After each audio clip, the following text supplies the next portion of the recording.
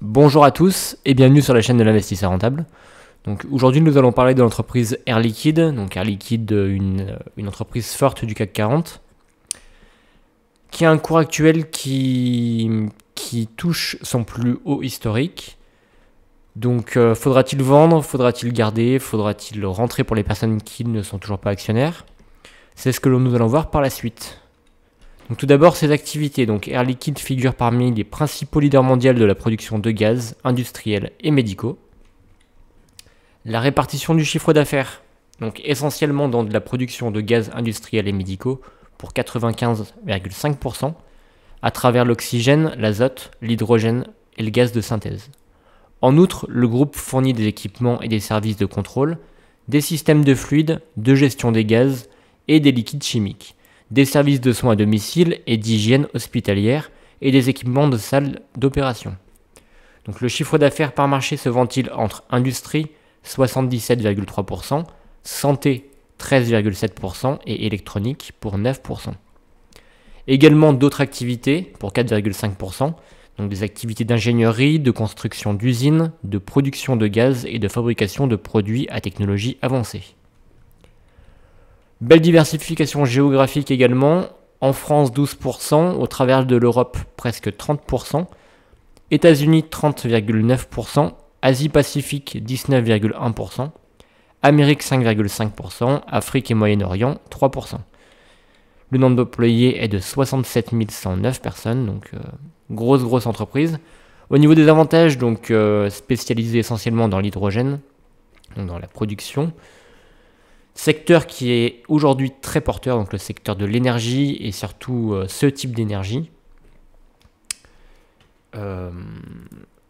Voilà, donc ensuite des dividendes. Donc elle offre des dividendes aux alentours de 2% actuellement, peut-être un petit peu moins, 1,8% il me semble. Donc avec mon PRU, moi j'ai un PRU à 131, donc je suis à 2,5% environ de dividendes. Également des actions gratuites. Et également une prime de fidélité pour les gens qui ont une vision long terme. Cependant, attention, selon le broker, la mise au nominatif peut être payante. Donc auparavant, j'étais chez Boursorama que j'ai pas mal critiqué sur pas mal de points. Le problème, l'avantage qu'il y avait chez Boursorama, c'était que lorsque l'on mettait au nominatif pur ou administré, au nominatif pur plutôt, nos actions, on n'avait pas de commission, donc ça c'était cool. Alors que chez Bourse Direct, qui a pas mal d'avantages, un des inconvénients, c'est que lorsque l'on met au nominatif certaines actions, je crois qu'ils prennent une commission de 17 euros, il me semble, 17 ou 18 euros. Air Liquide, c'est également un des principaux leaders mondiaux dans son marché, donc elle a un fort avantage concurrentiel et en plus elle peut se permettre d'augmenter ses marges. Mes positions, donc voilà, j'ai deux lignes d'Air Liquide, comme il y en a certaines qui sont au nominatif. Donc j'ai eu 2 actions gratuites depuis que j'ai l'action. Parce que ça fait à peu près 2 ans que je suis rentré pendant le Covid. J'ai renforcé. Je crois que j'avais un PRU au début à 140, j'ai renforcé vers les 120 et j'ai racheté quelques petites actions vers les 130. Donc PRU à 131, on a un cours actuellement qui est proche des 162. Donc je suis à plus 24%. En l'attend parce que j'ai rien vendu évidemment, c'est du long terme, même si possiblement on est à un point haut, donc peut-être que je vendrai, mais il faut vraiment que je me tâte vraiment, il faut vraiment que j'y réfléchisse. Donc 17,37% de mon portefeuille. 17,32% de mon portefeuille, tout en sachant que j'ai des actions donc dans l'hydrogène avec Air Liquide. J'ai également des actions dans le biocarburant à travers Verbio. J'ai aussi des actions dans le pétrole avec Ruby et dans le bois avec Mooninvest. Donc je suis très focalisé dans l'énergie. C'est un risque qui peut me permettre de gagner beaucoup d'argent, mais c'est un risque qui peut aussi m'en faire perdre beaucoup. Donc aujourd'hui on est dans une crise énergétique, donc potentiellement les entreprises qui sont focalisées dans des nouvelles énergies, dans des énergies renouvelables et non fossiles, c'est peut-être des entreprises qui vont profiter de ça, mais c'est quand même risqué. le consensus selon les analyses de zone bourse. Donc les analyses de zone bourse sont plutôt en mode accumulation. Donc dernier cours de clôture, on est à 163, donc là aujourd'hui on a 162 je crois. Objectif de cours moyen selon eux, 168, donc on est proche de sa valeur intrinsèque. Donc très peu de potentiel, donc plus accumulé. Selon Boursorama, donc ESG est déjà faible, ça voilà, c'est logique. Et par contre, il reste acheteur avec un potentiel qui est relativement faible de 3%. Donc je comprends pas si le potentiel est aussi faible d'être encore acheteur. Moi, je serais plus dans la conservation ou dans la vente. Ok, donc dividende 2022 de 95 par action. Donc ça reste relativement faible. Mais c'est toujours ça. C'est toujours ça. Ok, on voit qu'on a un bénéfice net par action qui devrait augmenter selon les estimations. Et un rendement également. Et aussi le dividende. Les derniers résultats, donc les derniers résultats qui sont sortis le 27 avril 2023. Air Liquide annonce un chiffre d'affaires trimestriel en hausse de 6,2%. Au T1 2023, Air Liquide annonce un chiffre d'affaires groupe à 7,17 millions d'euros en progression de 6,2% sur un an, sur une base comparable. Les ventes publiées sont en hausse de 4,2%, intégrant notamment la baisse des prix de l'énergie. Après cette performance solide, le groupe est confiant dans sa capacité à augmenter à nouveau sa marge opérationnelle et à réaliser une croissance du résultat net récurrent à change constant. Au premier trimestre, la croissance a été supérieure à celle du quatrième trimestre, souligne le DG d'Air Liquide. François Jacot relève que l'activité gaz et services, qui représente 96% du chiffre d'affaires du groupe, est en hausse comparable de 6,7%, et celle des marchés globaux et technologies de plus 2,8%, des cessions impactant la croissance ce trimestre. Parallèlement, les ventes à des clients tiers de l'ingénierie et construction baissent de 18,6%, les perspectives restant solides avec un niveau de commande interne et externe élevé. Au sein des gaz et services, toutes nos zones géographiques sont en croissance comparable, en particulier les Amériques, poursuit le DG. Par branche d'activité, l'industriel marchand et l'électronique restent en forte hausse. La croissance de la santé accélère et l'activité de la grande industrie se redresse par rapport au quatrième trimestre dans un contexte plus favorable des prix de l'énergie en Europe. Donc c'est plutôt positif pour l'avenir. Au niveau des prévisions, donc on va se rendre sur le site de Zone Bourse. Alors, capitalisation qui devrait augmenter. On n'a pas de prévision en 2024 et 2025, mais logiquement on devrait augmenter parce que la valeur d'entreprise, la valeur d'entreprise diminue un petit peu. Ok. Donc la capitalisation, logiquement, elle devrait augmenter, sauf si on a atteint un point haut. Par contre, je ne comprends pas pourquoi on n'a pas de prévision par rapport à la capitalisation, alors qu'on en a par rapport au PER, par rapport à la valeur d'entreprise, etc. Bon, ok. Un PER qui devrait diminuer si le cours de l'action augmente. Un rendement qui devrait augmenter, comme on l'a vu avec les prévisions des analystes de Boursorama. Ok, on a un nombre de titres en milliers qui augmente un petit peu, donc qui augmente, j'imagine que c'est par l'attribution d'actions gratuites. Par contre, ça me paraît relativement peu. Alors, peut-être qu'en même temps, il y a un rachat d'actions de la part de l'entreprise elle-même. Comme là, on voit qu'entre 2022 et 2023, il y a un nombre d'actions en milliers qui diminue. Donc peut-être qu'il y a un rachat d'actions d'Air Liquide directement, et du coup moins de flottants. C'est ce que j'en déduis. Après, vous pouvez, si vous en savez plus par rapport à ça, n'hésitez pas à me le mentionner en commentaire. J'en ai vraiment aucune idée. Comment le nombre de titres peut diminuer, peut-être par le rachat d'actions, mais ouais. Donc moins de flottants, ça serait possible. On a un chiffre d'affaires qui augmente, donc logique. On a un EBITDA également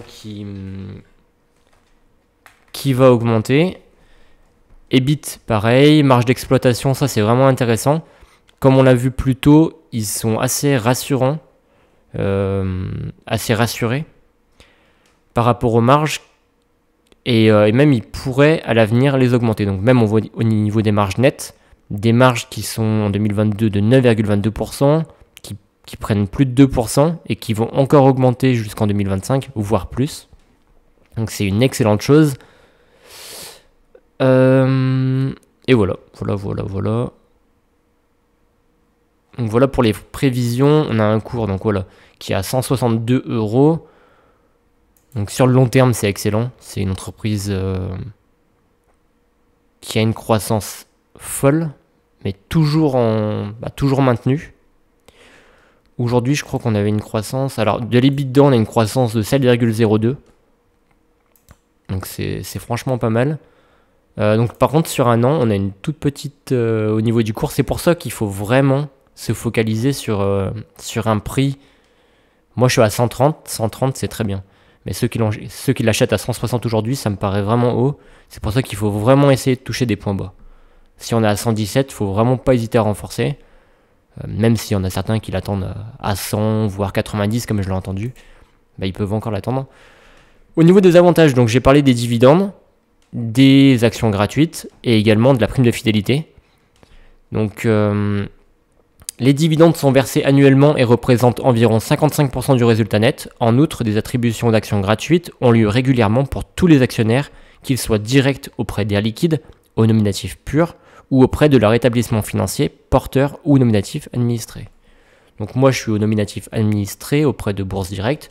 Vous pouvez également être au nominatif pur en prenant des actions sur le site d'Air Liquide. Votre fidélité récompensée, donc pour ceux qui ont des actions depuis au moins 2 années civiles pleines, ils ont plus 10% sur le montant des dividendes et plus 10% d'actions gratuites. Donc voilà, les dividendes, environ 55% du résultat net, c'est la part distribuée aux actionnaires. Donc voilà. Donc une grande considération de l'entreprise pour ses actionnaires. Air Liquide, alors là on voit toujours donc le cours à 162 €. Selon TradingView, le prix cible serait selon eux de 173 €. Donc je crois que c'est les plus optimistes. Sur les 4 analyses que j'ai vues entre Zone Bourse, Boursorama, donc TradingView du coup et Morningstar, c'est vraiment les plus optimistes. Ils sont encore acheteurs. Moi je le serais quand même un petit peu moins. Donc ça on a déjà analysé. Et ensuite, alors on peut voir quelque chose d'intéressant aussi, c'est le free cash flow qui va augmenter, qui va vraiment augmenter. Donc ça c'est intéressant. Air Liquide selon le rapport Morningstar. Donc pour terminer, donc entreprise de 1902, donc avec un très grand historique. Estimation de juste valeur quantitative à 151, donc on est au-dessus de ce qu'il prévoit. On a un PER qui est à 31, donc 2 fois supérieur à celui du secteur. Là on commence vraiment à être survalorisé. Un cours sur trésorerie de 14,7 contre 8, donc pareil pour la trésorerie, par rapport au cours évidemment. On a un rendement en dividende, donc voilà, assez faible, 1,62. Même le secteur, ça reste assez faible. Par contre, c'est une entreprise qui est rentable, 12,2, 5,7 pour le ROE et le ROA. Santé financière, 0,4, un petit peu supérieur au secteur pour les dettes long terme sur actifs, mais ça reste très convenable. Au niveau des ratios de solvabilité. Dette sur capitaux propres, on est à 0,42, donc c'est très bien. Dette sur EBITDA, 1,30, donc aucun souci au niveau des dettes.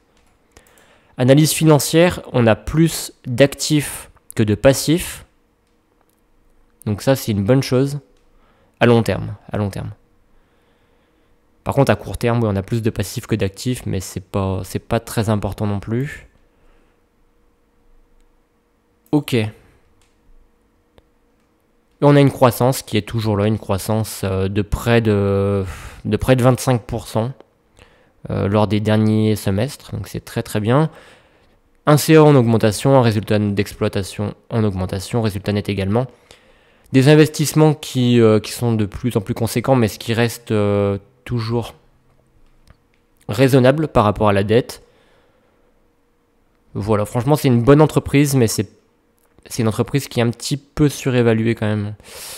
Des marges nettes de 9,2, mais il serait plus, selon les prévisions de notre bourse, sur des marges de 12, courant 2025. Donc voilà, très bonne entreprise, mais pour les personnes qui ne sont pas rentrées encore sur l'action, attendre un point plus bas, attendre une respiration de marché. Pour les personnes qui sont déjà dedans, peut-être faudra-t-il vendre, alléger la position.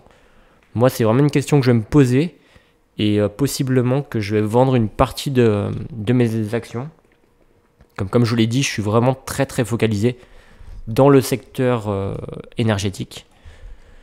Donc il faut que je diversifie un peu plus, et j'ai d'autres idées par rapport à ça. D'ailleurs, je ferai d'autres vidéos. Donc voilà, en plus j'ai vendu tout mon secteur luxe, tout ce qui est LVMH et Kering, j'ai vendu il y a une semaine. Donc là il me reste plus que Katana en luxe. Donc voilà, c'était tout pour cette vidéo. N'hésitez pas à me poser des questions en commentaire ou à me contacter par mail.